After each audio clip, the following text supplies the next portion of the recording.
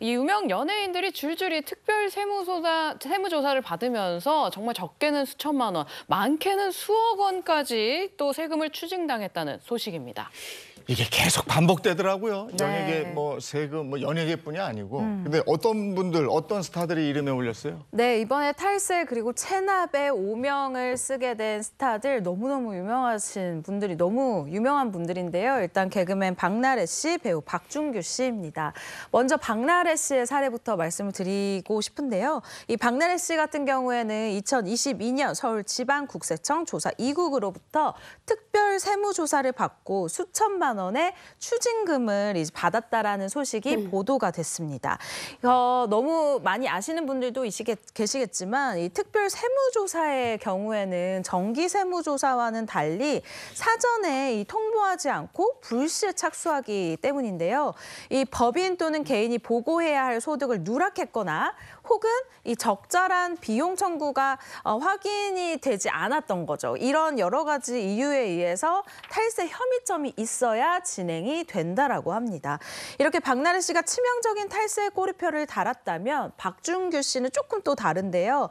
박나래 씨보다 먼저 고액 체납자 명단에 오르면서 3억 3,400만 원을 체납한 것으로 알려져 있습니다. 자, 그럼 먼저 이 같은 사연에 대해 박나래 씨 측의 입장은 어떤가요? 네, 저도 이제 소속사에 좀 연락을 해봤는데 그동안 이제 그리고 또 공식 입장도 나왔습니다. 내용이 뭐냐면 그동안 세금 문제와 관련해서 성실하게 잘 납부를 해왔고 세무 당국의 법에 따라서 이 납세 의무를 다 해왔다. 그런데 이제 요번에 세무 당국에 이렇게 세금 신고를 한 겁니다. 이렇게 내라 해서 냈는데 그중에 이제 말하자면 소속사는 이거 비용 처리해 주세요라고 올린 그 비용 부분을 세무 당국이 아니 이거 다시 보니까 비용 처리 못 해주겠어라고 이의 제기가 왔다는 겁니다. 그래서 소속사 입장은 아 그렇습니까 하고 토달지 않고 바로 다시 그 추징된 세금을 냈다. 뭐 그래서 절대 악의적 탈세가 아니다. 라는 게 소속사의 입장입니다.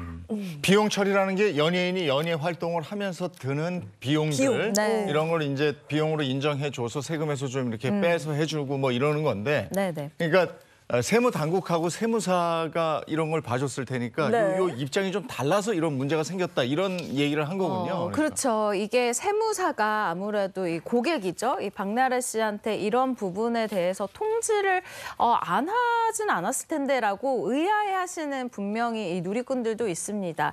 절세냐 탈세냐 이 부분을 가지고 이 설왕설래가 많은 건데요. 그래서 박나래 씨 소속사가 밝힌 것은 이 세무당국과 이 세무당국 그리고 이 자신들이 고용한 이 세무사 이 조율 과정에서 발생한 이 세법 해석의 차이다라고 얘기를 했는데 사실 이 부분에 대해서 왜 그렇잖아요. 인기가 많으면 그에 따른 이 실망하는 분들도 생길 수밖에 없기 때문에 이렇게 좋지 않은 기사는 되도록이면 이름을 나오지 않는 것이 더 좋지 않나라는 생각이 듭니다. 네, 그런데 이렇게 뭐 스타들의 탈세 논란 기사를 보게 되면 일반 대중들은 뭐 사실 상대적 박탈감을 느낄 수밖에 없는 것 같아요. 그렇죠. 뭐 이 박나래 씨 뭐 경우와 또 다를 수도 있고 다른 또 연예인들이 만약에 뭐 고액의 어떤 세금을 납부하지 않고 있다 이러면 바로 뭐부터 보게 되냐면 아니 돈이 없는 것도 아닌데 왜 돈도 많으면서 얼마 전에 집 사는데 왜 이렇게 좀 보시면서 분명히 이제 상대적 박탈감을 느낍니다.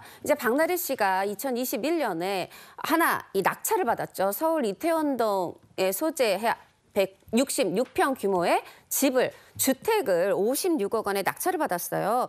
이제 이걸 매입할 당시에 대출이 얼마야 하고 봤더니 9억 원이고 나머지 이제 48억 8천만 원은 현금으로 냈다는 사실이 알려졌어요.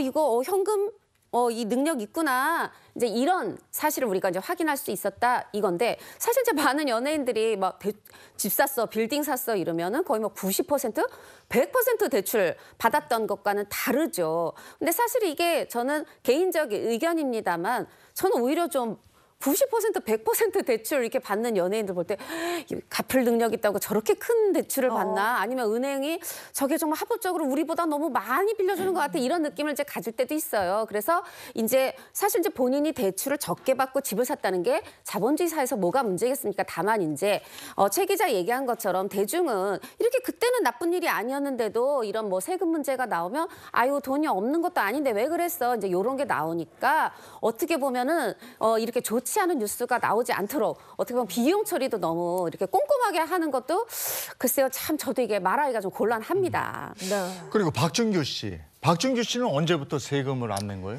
네, 박준규 씨는 2015년 종합소득세 등 이 총 6건의 세금 3억 3,400만 원을 납치 이게 내놓지 않았다라고 합니다.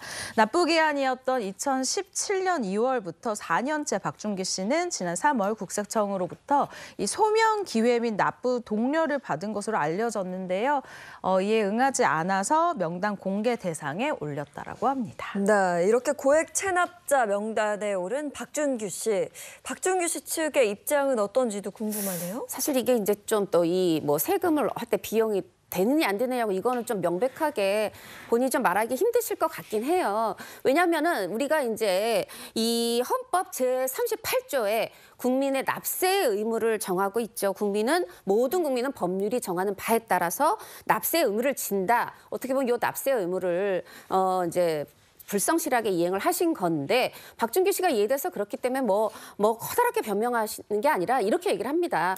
제가 지금 그래서 갚아 나가고 있고 세금을 내고 있고 해결해 나가는 중입니다. 이렇게 얘기를 하고 있고 빨리 해결하시면 좋겠습니다.